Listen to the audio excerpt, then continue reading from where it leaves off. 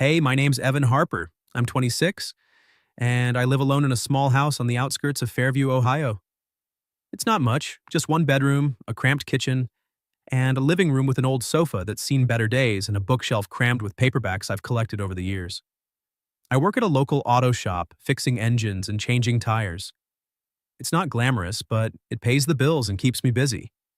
Most days I come home, heat up something simple for dinner, and tinker with my guitar or read until I fall asleep.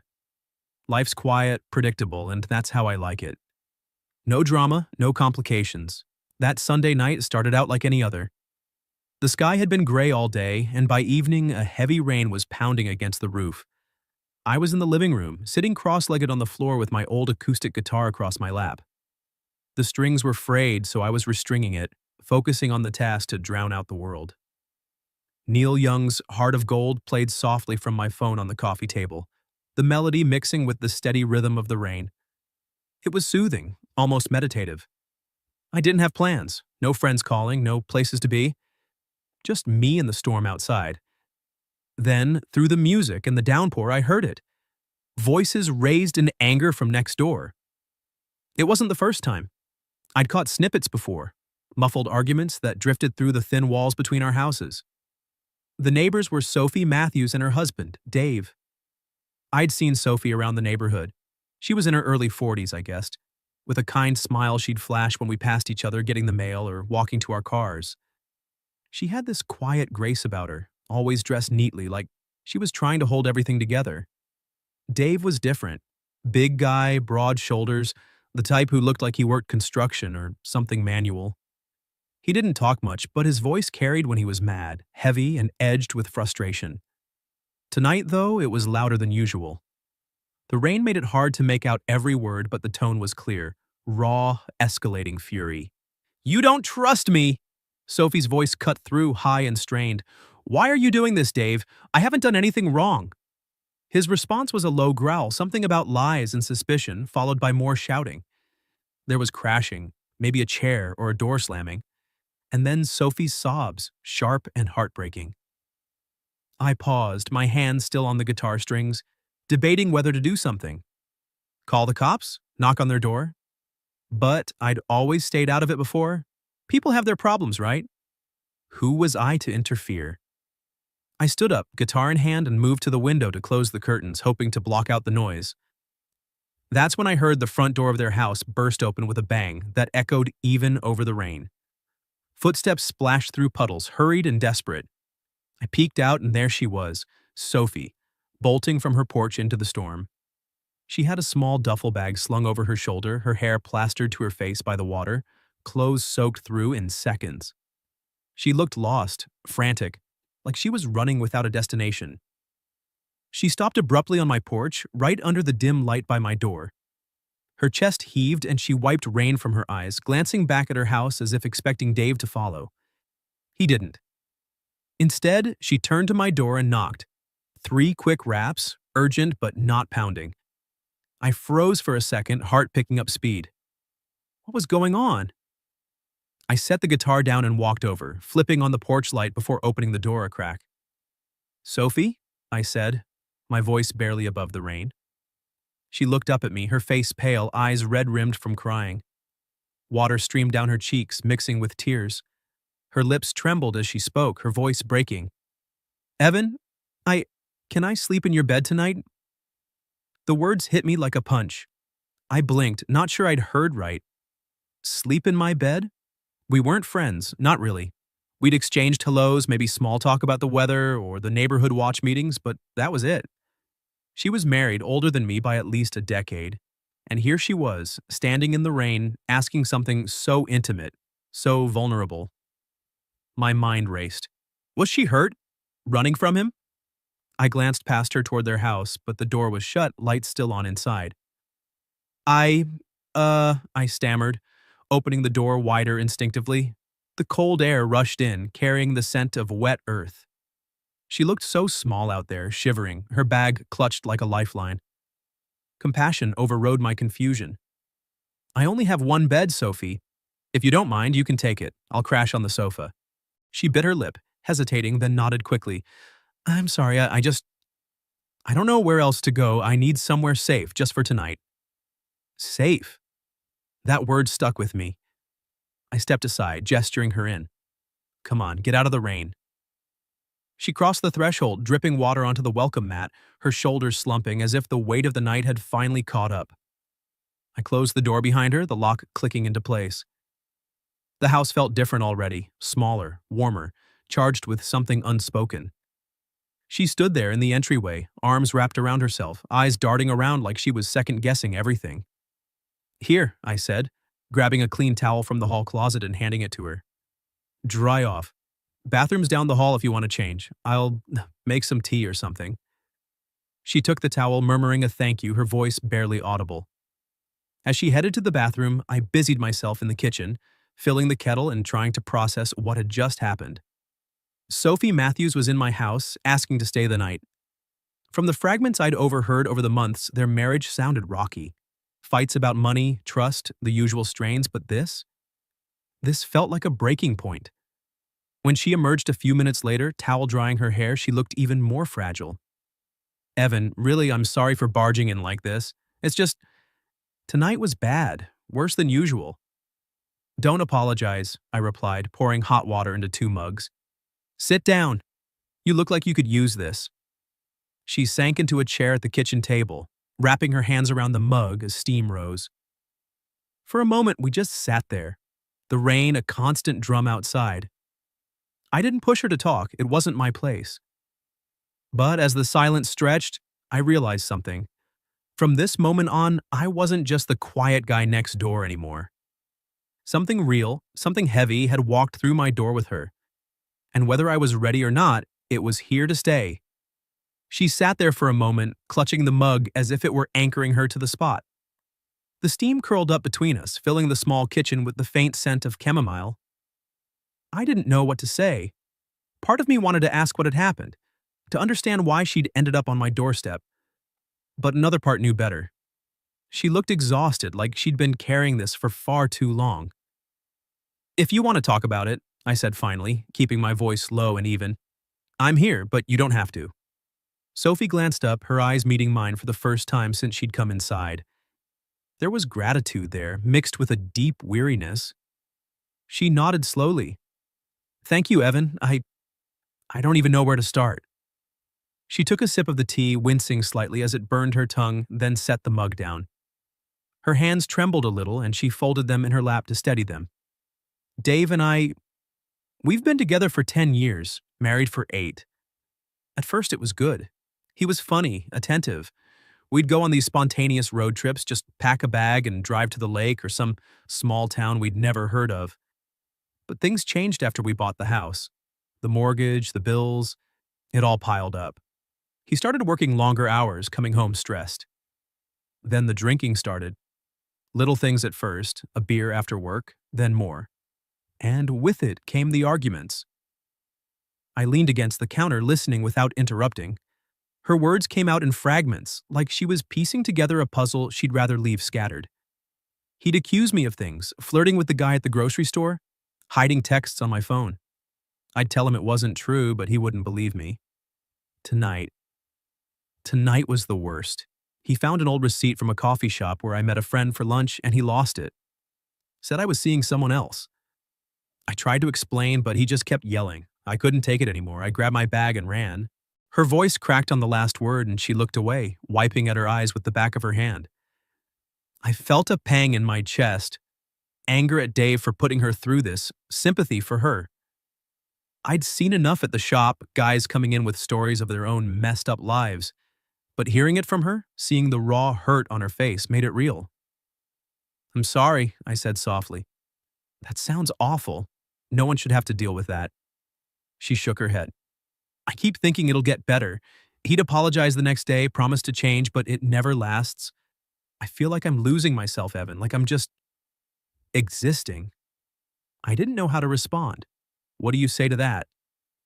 You deserve better, I ventured. A lot better. She gave a small, bitter laugh.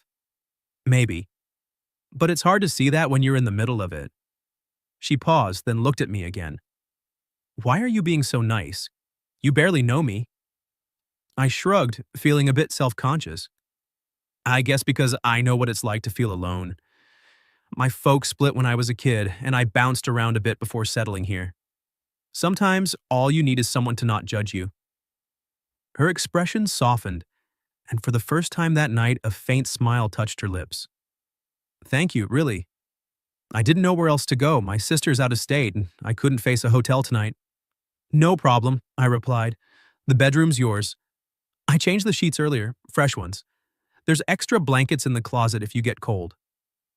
She stood up, picking up her bag. You're a lifesaver. I promise I'll be out of your hair tomorrow. Take your time, I said. No rush. She hesitated in the doorway to the hall, turning back. Good night, Evan. Good night, Sophie. I watched her disappear into the bedroom, the door clicking shut softly behind her. The house fell quiet again, save for the rain tapping against the windows. I cleared the mugs, rinsed them in the sink, and unfolded a blanket for the sofa. It wasn't the most comfortable spot. I'd crashed there a few times after long shifts, but it'd do. I stretched out, staring at the ceiling, the events of the evening replaying in my mind. From the bedroom, I heard faint sounds, the creak of the bed as she settled in, a soft sigh, the rustle of sheets as she turned. It was strange, having someone else here. My place had always been my sanctuary, a bubble where I could shut out the world. But tonight it felt different, not invaded, but fuller. Like the emptiness I'd gotten used to was suddenly noticeable because it was gone. I closed my eyes, the rain lulling me toward sleep. Whatever tomorrow brought, at least for now, she'd found a safe place. And oddly enough, so had I. I woke up to the faint light filtering through the curtains, my neck stiff from the sofa. The rain had stopped sometime in the night, leaving behind a crisp, clean smell that seeped in through the cracks in the windows. For a moment, I lay there, disoriented, staring at the ceiling fan spinning lazily above me. Then it hit me. Sophie. She was here, in my bed. The events of last night flooded back. Her soaked figure on the porch, the desperation in her voice, the quiet conversation over tea. I sat up, rubbing my eyes, and glanced toward the bedroom door. It was still closed, no sounds from inside. The clock on the wall read just after 8 a.m. I folded the blanket, straightened the cushions, and headed to the kitchen to start coffee. As the machine gurgled to life, I heard the bedroom door creak open. Sophie emerged, her hair tied back in a loose ponytail, still wearing my oversized t-shirt. She looked rested, though shadows lingered under her eyes. There was a tentative smile on her face, like she was testing the waters of this new morning. Morning, she said softly, hovering in the doorway. I hope I didn't wake you. No, you're good, I replied, pouring a cup and sliding it across the counter. How'd you sleep? Better than I have in weeks, she admitted, taking the mug. Thank you again, Evan. For everything. We stood there for a beat, the awkwardness of the situation settling in like morning fog. She wasn't a stranger exactly, we'd been neighbors for over a year, but this felt intimate, personal. I busied myself cracking eggs into a bowl. You hungry? I can whip up some breakfast. Nothing fancy, just eggs and toast. She nodded, pulling up a stool at the counter. That sounds great, I can help. We worked side by side in comfortable silence at first. She buttered the toast while I scrambled the eggs, the sizzle filling the air. As we sat down to eat, the conversation flowed easier than I'd expected. No heavy topics, just light stuff. I told her about growing up in Fairview, how I'd always tinkered with cars as a kid, fixing my dad's old Chevy until it purred like new. She laughed, a real soft laugh, when I described the time I accidentally flooded the engine and had to push it home. Your turn, I said, smiling. What's something from your childhood? She thought for a moment, fork pausing midair. I grew up near a lake in Michigan. Summers were the best. We'd swim all day, catch fireflies at night. My mom taught me to skip stones. I could get 7 skips on a good day. Her eyes lit up briefly, then dimmed. Feels like a lifetime ago. We finished eating and she insisted on helping with the dishes. As we dried the plates, I glanced at the clock. I was thinking if you need anything, groceries, clothes, we could run to the store. No pressure, though. She wiped her hands on a towel, considering. That might be good. I didn't pack much. Just as I grabbed my keys from the hook by the door, a sharp screech of tires cut through the quiet morning. I froze, peering out the window. A gray pickup truck, Dave's, skidded to a stop in my driveway. My stomach twisted. Sophie must have heard it too. She came up behind me, her face paling as she looked out. "Oh, God," she whispered, hand flying to her mouth. Before I could say anything, heavy footsteps pounded up the porch steps. Then the knocking started. Not a polite rap, but loud, insistent bangs that rattled the doorframe. "Evan, open up!" Dave's voice boomed, thick with rage. "I know she's in there." Sophie's breathing quickened, and she backed away a step, clutching the edge of the counter. I turned to her. "Stay here, I'll handle it." I approached the door, heart hammering in my chest. Through the peephole, I saw him, red-faced, fists clenched, his work boots muddy from the rain-soaked yard. He banged again. "Come on, man, let me in." I opened the door just a crack, keeping my foot wedged against it. "Dave, what are you doing here?" His eyes narrowed, scanning past me into the house. "Where's Sophie? I saw her car still next door. You hiding her?" "She's not hiding," I said evenly, trying to keep my voice steady. "She needed a place to stay last night. After what happened." "What happened?" he snarled, stepping closer. "You mean after she stormed out like a child? That's our business, not yours. Sophie, get out here." From behind me, Sophie's voice trembled but held firm. "Dave, go home. I don't want to talk right now." His face twisted in fury. "You spent the night with this guy? What the hell, Sophie? You two screwing around behind my back?" "No!" she shot back, her tone sharper now. "It's not like that.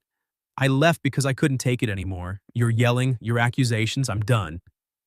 Dave's hands balled into fists, and he shoved at the door. I braced against it, muscles straining. "Back off, Dave. You're making this worse." "Worse?" He laughed bitterly, but there was no humor in it. "You think you can just play hero? She's my wife." "Not if she doesn't want to be," I said, my own anger rising. I'd never been in a fight, but something protective surged through me. "If you care about her at all, you'll leave. Now." Neighbors were starting to peek out. Mrs. Jenkins across the street cracked her blinds, and the guy 2 doors down stepped onto his porch with a phone in hand. Dave noticed, his bravado cracking.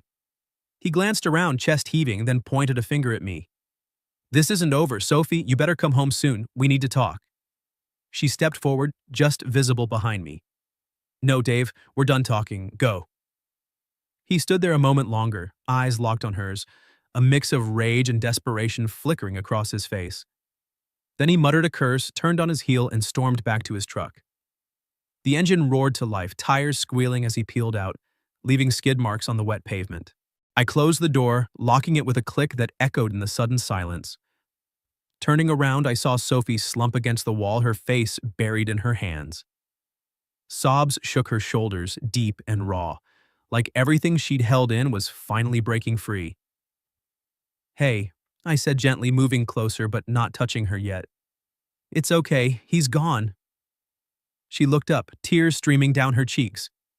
"I'm so sorry, Evan. I didn't mean to drag you into this." "You didn't drag me," I replied, finally placing a hand on her arm. "I'm glad you came here. You're safe now." She leaned into me then, her head resting against my shoulder as the sobs subsided into quiet sniffles. I held her there in the middle of my entryway, the world outside fading away. In that moment, I knew things had shifted. Not just for her, but for me too. I wasn't just a bystander anymore. I was involved, committed to seeing her through this. And strangely, it didn't scare me. It felt right. We stood there in the entryway for what felt like minutes, her tears soaking into my shirt as I held her. Eventually, her breathing steadied, and she pulled back, wiping her face with her sleeve. "I can't believe that just happened," she murmured, her voice hoarse. "What if he comes back?" "He won't today," I said, though I wasn't entirely sure. "And if he does, we'll deal with it. You're not alone in this." She nodded, but the fear lingered in her eyes. We moved to the living room, where she sank onto the sofa, and I fetched her a glass of water. The rest of the morning passed in a haze. We didn't go to the store like I'd planned. Instead, we just sat, talking in fits and starts about nothing important, trying to shake off the adrenaline. By afternoon, though, the neighborhood had started buzzing. Fairview was a small suburb. Word traveled fast. Mrs. Jenkins from across the street called under the pretense of borrowing sugar, her eyes darting past me into the house. "Everything okay over here?" I heard shouting. I kept it vague, saying it was a misunderstanding, but I could tell she wasn't buying it. Later, when I stepped out to check the mail, the guy 2 doors down, Mr. Ellis, gave me a long, appraising look from his porch. "You playing hero, kid?" he muttered as I passed. "Careful with married folks' business." Sophie noticed it too. By evening, she'd retreated to the bedroom, peeking out the window every so often. "They're talking about us, aren't they?" she asked when I brought her a sandwich for dinner. "Yeah," I admitted. "Small town. People love their gossip." She sighed, picking at the bread. "I don't want this to ruin your life here, Evan. You've been so kind, but what if they think we're, you know?" "Let them think what they want," I said, sitting on the edge of the bed. "It doesn't change the facts. You needed help and I gave it, that's all." But it wasn't that simple. Over the next few days, the whispers grew. At the auto shop, one of my coworkers, Jim, who'd lived in Fairview his whole life, clapped me on the back with a smirk. "Heard you got yourself a damsel in distress next door. Dave's pissed, man. Watch your back." Customers I'd known for years started asking leading questions. "Everything quiet on your street?" with raised eyebrows. Even the mailman lingered a bit longer, chatting about trouble in paradise at the Matthews place. Sophie felt it heaviest. She stopped going out, even for walks, convinced every stare was judgmental. One night, she broke down again, sitting on the floor with her back against the wall. "I feel like a fool. Everyone probably thinks I'm some runaway wife shacking up with the neighbor. And you're getting dragged into it." I knelt beside her. "Hey, look at me. This isn't your fault. Dave's the one who made it this way, and as for me, I don't care about the talk. I've dealt with worse." We talked late into the night after that. I shared more about my own past, the messy divorce of my parents when I was a teen, how I'd learned to tune out the neighborhood rumors back then. It seemed to help. She opened up about feeling trapped in her marriage, how she'd lost touch with old friends and hobbies just to keep the peace. "I used to paint," she said wistfully. "Landscapes mostly. Haven't touched a brush in years." The next day, I surprised her with a small set of watercolors and paper from the dollar store. "No pressure," I said. "Just something to try if you want." She did. That afternoon, she sat up at the kitchen table, sketching quietly while I worked on a carburetor I'd brought home from the shop. It was a small thing, but seeing her focused, a hint of color returning to her cheeks, made the gossip feel distant. Still, Dave didn't disappear. A couple of days later, he showed up again, this time at dusk, knocking more insistently than before. I answered, Sophie staying out of sight in the bedroom. He looked rough, eyes bloodshot, reeking of beer. "Let me see her," he slurred. "I just want to talk." "Not tonight, Dave," I said firmly. "She's made it clear." He leaned in, breath hot. "You think you're better than me? Stealing my wife?" "I'm not stealing anyone. Go home and sober up." He cursed, swinging a wild punch that missed the doorframe by inches. I slammed the door shut, heart racing, and called the non-emergency line just in case. The cops came, talked to him in his driveway, and he left without incident. But it shook Sophie. "What if he hurts you?" she asked later, her voice small. "He won't," I assured her, though I wasn't naive. I started parking my car closer to the house, kept the lights on at night. Over the following weeks, I connected her with a lawyer friend from the shop who'd handled divorces before. "No obligation," I told her. "Just talk to him." She did, and it lit a spark. She also joined a local support group for women dealing with emotional abuse. Online at first, then in person, once she felt braver. I drove her to the first meeting, waiting in the car like a chauffeur. When she came out, her eyes were brighter. "They get it," she said simply. Dave returned a few more times, once sober, pleading through the door, another time yelling threats that echoed down the street. Each time I stood firm and Sophie grew stronger in her responses, telling him over the phone that it was over, that she was filing papers. The neighborhood talk peaked, anonymous notes in my mailbox warning me to stay out of it. But it started to fade as people moved on to other scandals. One evening, after a particularly quiet day, Sophie looked at me across the dinner table. "I don't know how to thank you, Evan. You've given me space to breathe, to figure this out. You don't have to thank me, I replied. Watching you stand up for yourself? That's thanks enough. Dave finally packed up and left a month later, the house next door going dark as movers hauled away his things. The relief was palpable. Sophie hugged me that night, a quick, grateful embrace. I couldn't have done this without you. And in that moment, I realized how much I'd changed too. I'd always been the guy who kept to himself, avoiding entanglements, but helping her had forced me to step up, to be patient, to face conflict head on. I felt stronger, more grounded. The rumors didn't sting as much anymore, they were just noise. What mattered was the quiet strength building between us, one day at a time. With Dave gone, the neighborhood settled into an uneasy quiet. The whispers faded over time, replaced by the usual rhythm of lawnmowers and kids playing in the street. Sophie emerged from her shell gradually, venturing out for short walks, even waving to Mrs. Jenkins without flinching. She threw herself into the practicalities, filing the divorce papers with the lawyer I'd connected her to, attending her support group meetings twice a week. I drove her when she asked, waiting in the parking lot with a book or my guitar, strumming absent-mindedly until she returned, her steps a little lighter each time. One morning, about a month after Dave left, I woke to the smell of coffee brewing. Sophie was already up, standing on the porch with a mug in hand, watching the sun rise over the rooftops. Her duffel bag sat by the door, packed neatly. She turned when she heard me approach, her expression calm but resolute. I'm leaving today, she said simply. Found a small apartment in Milford, the next town over. It's nothing fancy, but it's mine. I nodded, leaning against the railing. Milford was only a half-hour drive, close enough, but a fresh start. That's good. You deserve that. She set her mug down and faced me. Evan, I can't thank you enough. For the bed that first night, for standing up to Dave, for just being there. You gave me the space to breathe, to remember who I am. I shrugged, feeling a lump in my throat. You did the hard part. I was just the guy next door. We shared a hug then, warm, lingering, but without any expectations. Her hair smelled like my shampoo, a small reminder of the week she'd spent here. When she pulled away, her eyes were misty. If you ever need anything, a cup of coffee, someone to talk to, you know where I'll be. Same here, I replied. Door's always open. I helped her load the bag into her car, an old sedan she'd kept parked at her old house. She drove off with a wave, the taillights disappearing around the corner. The house felt empty again, but not in the same way as before. It was like she'd left a part of herself behind. A sketch she'd drawn on a napkin, stuck to the fridge, a half-read book on the nightstand. I went back inside, strummed my guitar for a while, letting the chords fill the silence. A few weeks later, a letter arrived in the mail. No email or text, just her handwriting on the envelope. I opened it at the kitchen table, unfolding the page carefully. Dear Evan, it began.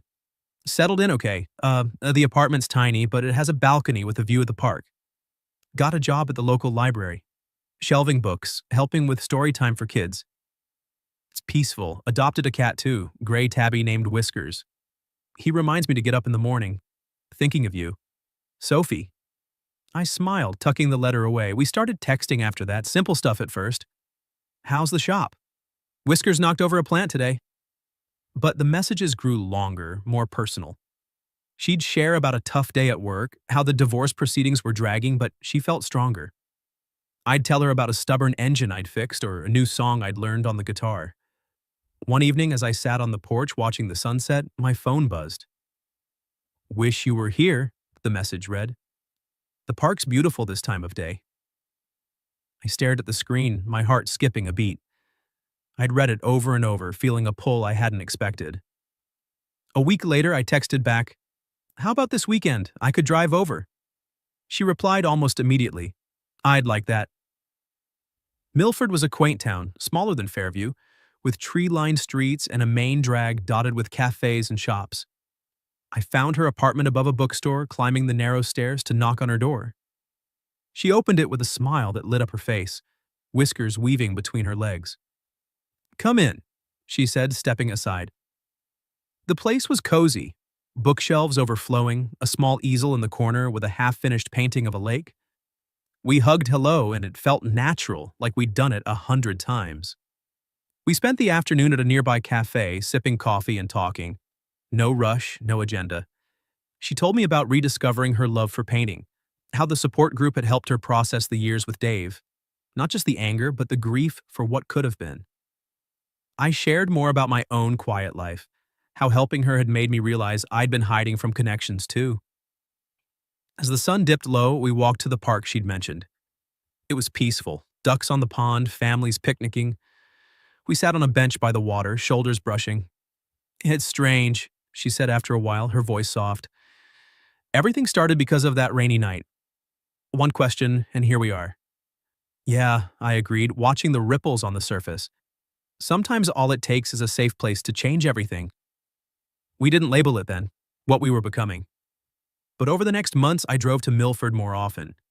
We'd explore the town, hike nearby trails, or just sit on her balcony with Whiskers, sharing stories until late. One evening, as we watched the stars emerge, she leaned her head on my shoulder. I'm glad I knocked on your door, she whispered.